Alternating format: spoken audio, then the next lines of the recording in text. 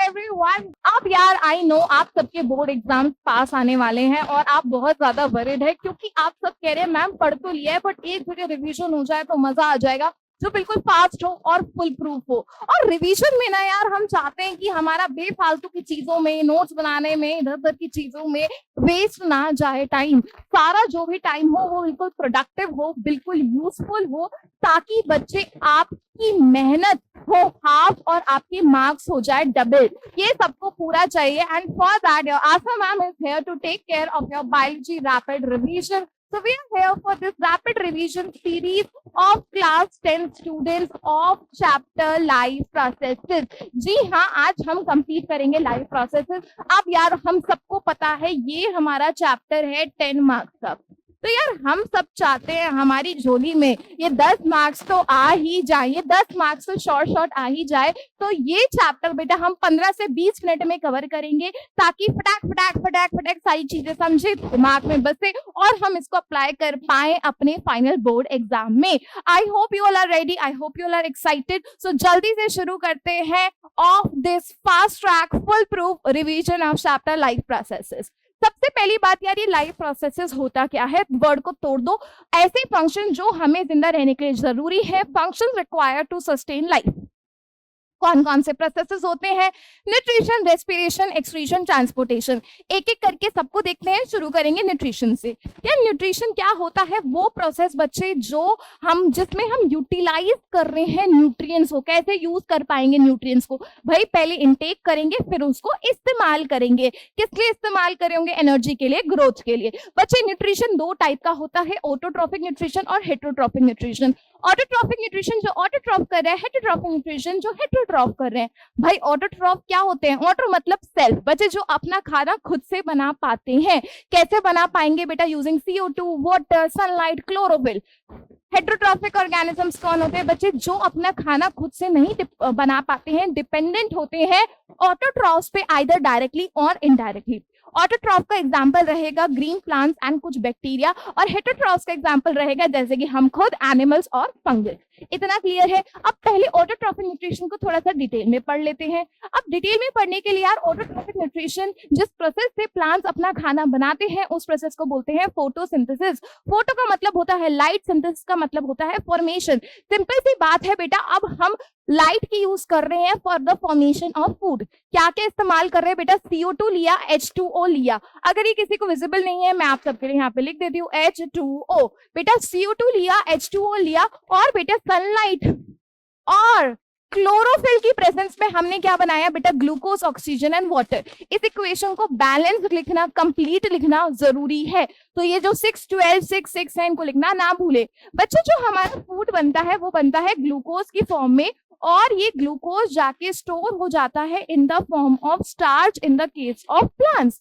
लेकिन अगर आपसे एग्जाम में पूछ लिया जाए यार एनिमल्स में स्टोर्ड फॉर्म क्या है, तो याद रखिएगा आपको क्या लिख के आना है? ग्लाइकोजन। वहां पे बेटा स्टार्च मत लिखाना, अपना ज्यादा दिमाग मत चलाना, ठीक है?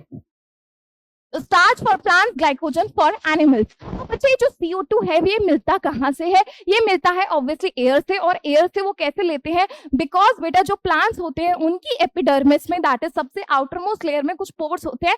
पोर्स को बोलते हैं स्टोमेटा, ठीक है, जिसके थ्रू ये गैसेस का एक्सचेंज करते हैं। अब यार इन गैसेस के थ्रू वाटर का भी लॉस हो सकता है, देयरफॉर इस पोर को हम ओपन और क्लोज करते हैं with the help of this kidney shape, bean shape guard cell. इतना डन है जी। नेक्स्ट पे चलते हैं। यार पानी, ऑब्वियसली आपको पानी सॉइल से मिल जाएगा with the help of osmosis process. अब बच्चे जो क्लोरोफिल है ये कहाँ पाया जाता है? ये ऑब्वियसली पाया जाता है लीव्स में। तो अगर मैं लीव का एक क्रॉस सेक्शन करूं तो मुझे वहां मिलेगा क्लोरोप्लास्ट, और क्लोरोप्लास्ट में मिलते हैं क्लोरोफिल। क्लोरोफिल लाइट एब्जॉर्प्शन में मदद करता है। तो अगर पूछा जाए site of photosynthesis, we can say leaves, और लीव्स में कहा? क्लोरोप्लास्ट में। अब बच्चे अगर हम इस मैकेनिज्म को देखें फोटोसिंथेसिस की, जो यहाँ पे मेंशन्ड है, 3 स्टेप में ये मैकेनिज्म डिवाइडेड है। सबसे पहले एब्जॉर्प्शन होगी लाइट की बाय क्लोरोफिल, फिर हम इस लाइट एनर्जी को कन्वर्ट कर देंगे केमिकल एनर्जी में, और हम साथ ही साथ वाटर को तोड़ देंगे हाइड्रोजन और ऑक्सीजन में, एंड लास्टली रिडक्शन करेंगे CO2 का इनटू कार्बोहाइड्रेट।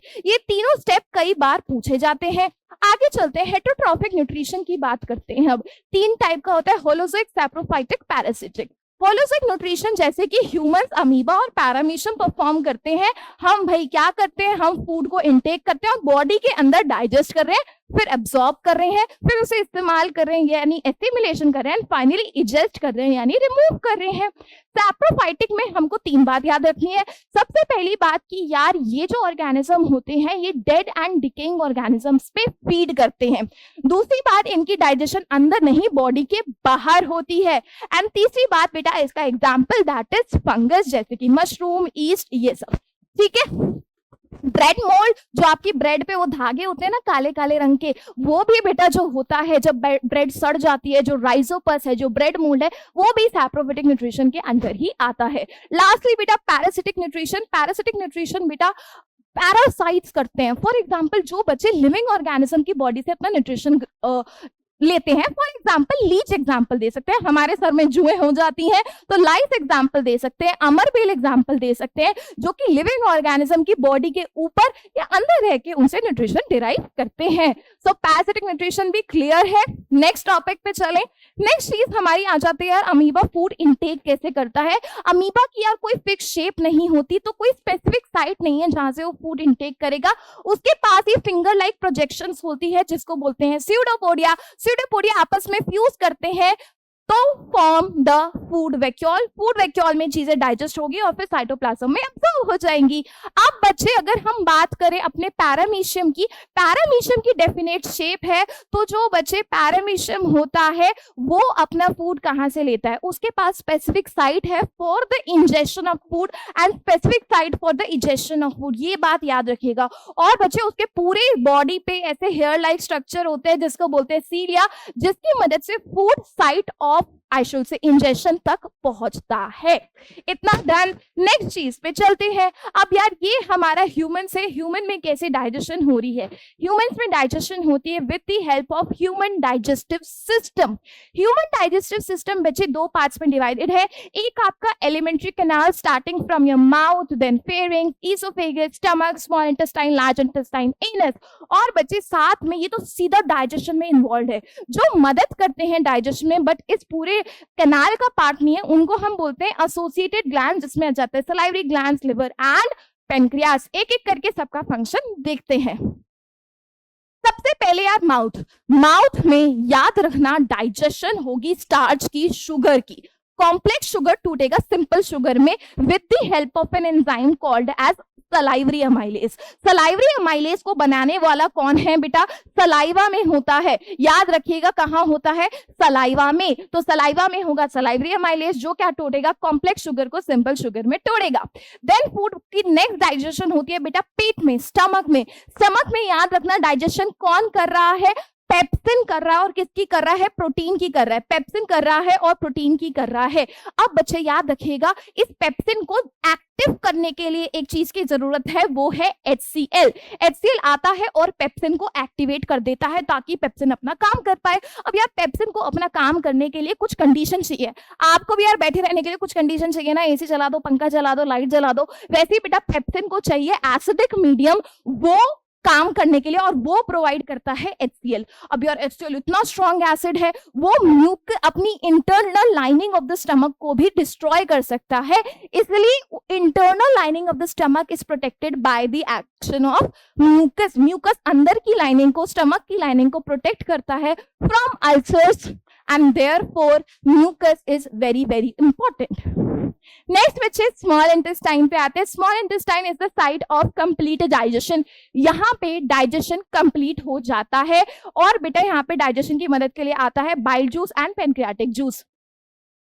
बाइल जूस आता है लिवर से, 2 basic function, alkaline medium provide करता है और इमल्सिफिकेशन करता है। बच्चे पैनक्रियाटिक जूस में 3 एंजाइम्स होते हैं, लाइपेज जो फैट को तोड़ेगा, ट्रिप्सिन जो प्रोटीन को तोड़ेगा, अमाइलेज जो शुगर को तोड़ेगा।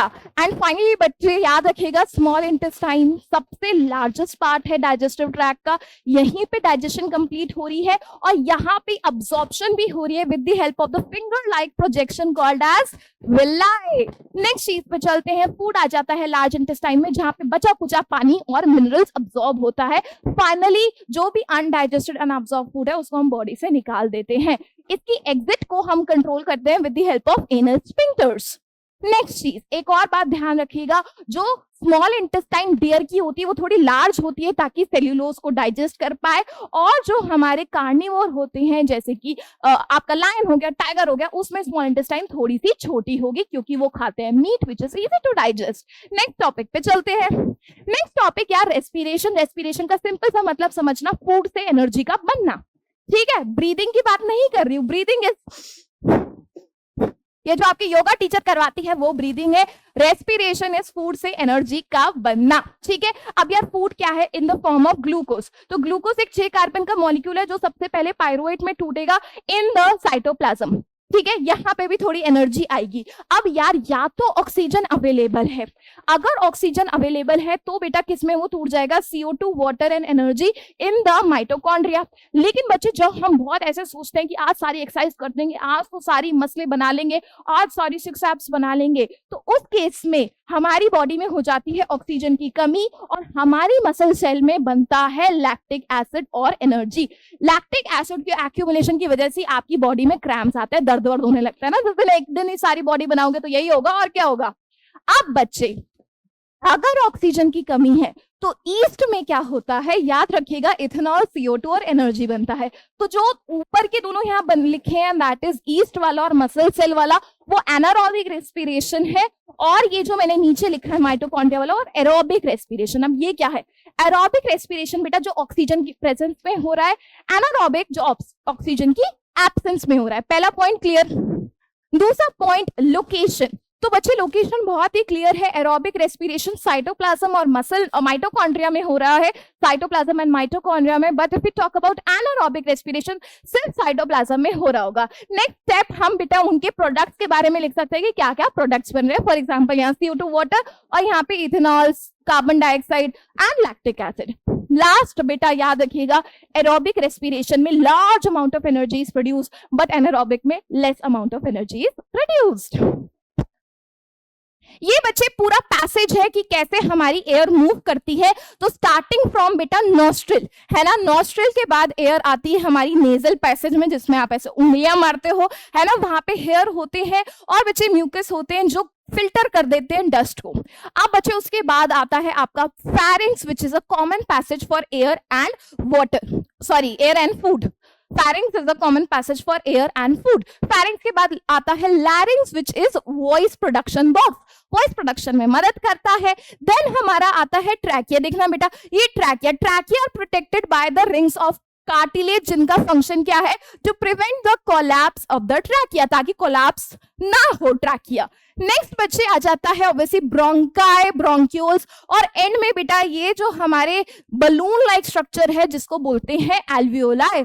एल्वियोलाई का फंक्शन क्या है बेटा, सरफेस एरिया बढ़ाता है ताकि गैसेस का एक्सचेंज हो पाए। याद रखिएगा ये ब्लड वेसल से सराउंडेड होता है ताकि जो ऑक्सीजन है वो एल्वियोलाई से ब्लड में जा पाए और पूरी बॉडी में ट्रांसपोर्ट हो पाए। अब बच्चे ये जो ऑक्सीजन है ये ट्रांसपोर्ट करवाता कौन है, हमारे आरबीसी में ब्लड में होता है red blood cell, red blood cell में होता है respiratory pigment called as haemoglobin, जो ये कहते हैं आजा मेरी गाड़ी में बैठ जा, और ऑक्सीजन बेटा हीमोग्लोबिन के साथ बाइंड करेगी और इसका हीमोग्लोबिन करवाएगा ट्रांसपोर्ट टू द बॉडी।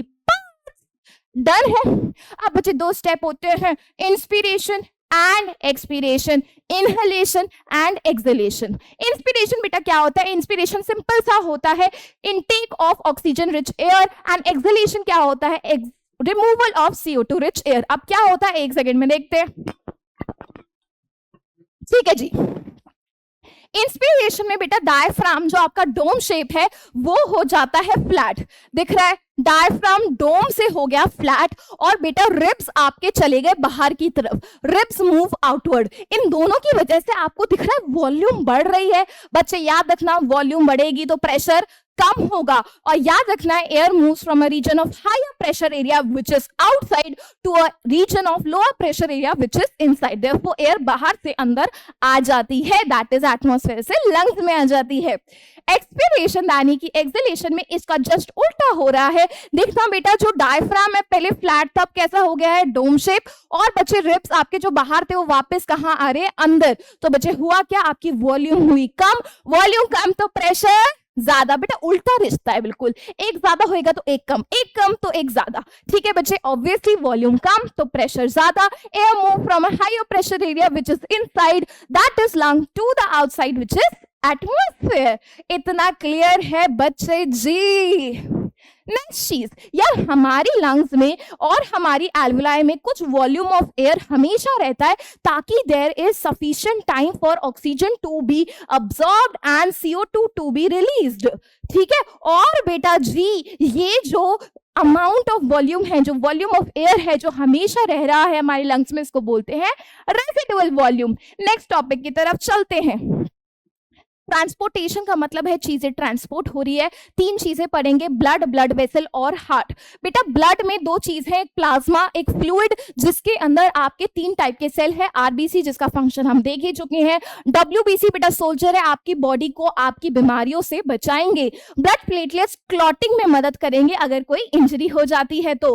अब दो टाइप की ब्लड वेसल है, artery, veins and third obviously capillary. पहले इन दोनों को देखेंगे। ठीक है, आर्टरी बेटा याद रखिएगा ऑक्सीजनेटेड ब्लड लेके जाता है generally, veins deoxygenated blood, deoxygenated means CO2 rich. Artery बेटा हार्ट से अवे ब्लड लेके जा रही है और वेन्स हार्ट की तरफ ब्लड लेके जा रही होती है। आर्टरी में प्रेशर हाई होता है इसलिए बेटा इनकी वॉल जो होती है वो मोटी होती है, वेन में प्रेशर कम होता है इसलिए वॉल्स जो होती है वो पतली होती है। दूसरी बात एक और ध्यान रखना यार, वॉल्स प्रेजेंट होती है in the vein so as to prevent the backflow of the blood. Capillary बेटा इन दोनों के बीच में मिलेंगी और सबसे पतली होंगी ताकि एक्सचेंज हो पाए सब्सटेंसेस का। नेक्स्ट चीज पे चलते हैं, हार्ट। ह्यूमन हार्ट बेटा 4 चेम्बर्ड होता है, दो अपर के चेम्बर्स को एट्रियम, नीचे के चेम्बर्स को वेंट्रिकल्स। बॉडी पार्ट से डीऑक्सीजनेटेड ब्लड आ रहा है वेना कावा के through into the right atrium, जाएगा राइट वेंट्रिकल में, और राइट वेंट्रिकल से पल्मोनरी आर्टरी डीऑक्सीजनेटेड ब्लड ले जाती है लंग्स में। लंग्स उसको ऑक्सीजनेशन करेगा यानी CO2 उससे ले लेगा और ऑक्सीजन दे देगा। ऑक्सीजनेटेड ब्लड आएगा लेफ्ट एट्रियम में with the help of pulmonary vein, only when carrying the oxygenated blood. Left atrium से लेफ्ट वेंट्रिकल में आया, लेफ्ट वेंट्रिकल से ब्लड चला गया बॉडी ऑर्गन्स में with the help of aorta. कैसा ब्लड है? ऑक्सीजनेटेड ब्लड है। अब बेटा क्योंकि इस पूरी साइकिल में ब्लड ने हार्ट से पास किया 2 बार, दिख रहा है 2 बार, 2 बार, इसलिए बेटा हमने इस टाइप की सर्कुलेशन को क्या बोला है? डबल सर्कुलेशन बोला है। अब बच्चों 4 चेंबर का फायदा क्या है? आपने देखा कहीं पे भी ऑक्सीजनेटेड और डीऑक्सीजनेटेड ब्लड मिक्स नहीं हो रहा, यानी कि हाईली एफिशिएंट ऑक्सीजन सप्लाई है, तो उसको हम यूज करेंगे एनर्जी के लिए और एनर्जी को इस्तेमाल करेंगे कांस्टेंट बॉडी टेम्परेचर मेंटेन करने के लिए जो जरूरी होता है for the warm blooded animals. बच्चे हम में डबल सर्कुलेशन है बट मछलियों में, फिशेस में कैसी सर्कुलेशन है? सिंगल सर्कुलेशन है, उनके पास सिर्फ 2 चेम्बर्ड हार्ट है। आगे चलेंगे यार। लिम्फ बेटा एक एक्स्ट्रासेल्युलर फ्लूइड होता है और ये जो होता है ये कलरलेस है, इसमें प्लाज्मा पाया जाएगा, प्रोटीन पाया जाएगा और WBC पाया जाएगा, RBC नहीं है तभी कलरलेस है। इसका फंक्शन क्या है? ये ब्लड की वॉल्यूम को मेंटेन करने में मदद करता है। ऑल्सो बेटा याद रखिएगा it also transport the digested and fat products, इतना याद रहेगा लिम्फ का। नेक्स्ट पे चलते हैं। प्लांट्स में बेटा 2 चीजें होती है जो ट्रांसपोर्टेशन में मदद करते हैं, 2 टाइप के टिश्यू है, जाइलम एंड फ्लोएम। जाइलम पानी और मिनरल्स का ट्रांसपोर्ट करवाएगा, फ्लोएम फूड का ट्रांसपोर्ट करवाएगा। जो जाइलम है वो सिर्फ अपवर्ड डायरेक्शन में ट्रांसपोर्ट करवा रहा है पानी का, लेकिन जो फ्लोएम फूड ट्रांसपोर्ट करवा रहा है वो अपवर्ड और डाउनवर्ड में भी करवा रहा है। और जब फ्लोएम ट्रांसपोर्ट करवाएगा उसको एनर्जी चाहिए। जाइलम में ट्रांसपोर्टेशन के लिए अगर रात की बात कर रहे हैं तो रूट प्रेशर, दिन की बात कर रहे हैं तो ट्रांसपीरेशन पुल। रूट प्रेशर में एनर्जी लगता है, ट्रांसपीरेशन पुल में ऐसा कोई एनर्जी ATP नहीं लग रहा है, और ट्रांसपोर्टेशन पुल टॉल प्लांट्स के लिए भी बहुत फायदेमंद है। ठीक है जी, नेक्स्ट चीज में चलते हैं, एक्सक्रीशन। एक्सक्रीशन बेटा removal of harmful metabolic nitrogenous waste. Nitrogenous waste बोले तो urea, uric acid from the body. अब ये जो रिमूवल हो रहा है, हो रहा है एक्सक्रीटरी सिस्टम की मदद से। एक्सक्रीटरी सिस्टम में सबसे पहले किडनी जो ब्लड को फिल्टर कर रही है और बना रही है यूरिन। यूरिन यूरेटर की हेल्प से जाएगा यूरिनरी ब्लैडर में, जहां यूरिन जाके स्टोर हो जाएगा और यूरेथ्रा के थ्रू बॉडी से बाहर आ जाएगा। अब बच्चे किडनी में फिल्टर करने का मदद कौन कर रहा है? The structure and function unit of kidney, nephron. Nephron में भी बेटा फिल्टर कौन करता है? ग्लोमेरुलस। याद रखिएगा ग्लोमेरुलस एक तरह से ब्लड को फिल्टर कर रहा है जो कि आगे कलेक्ट होता है cup shape structure Bowman's capsule में। अब बच्चे 3 मैकेनिज्म से यूरिन फॉर्म होता है। सबसे पहले ब्लड फिल्टर होएगा, फिर उसमें से काम की चीज, फिल्ट्रेट में से काम की चीज यानी यूजफुल सब्सटेंसेस रीअब्सॉर्ब हो जाएंगे, जैसे कि water, salt, amino acid, glucose, चीजें रीअब्सॉर्ब हो जाएंगे। And finally secretion. इन तीनों स्टेप्स के बाद यूरिन बनता है।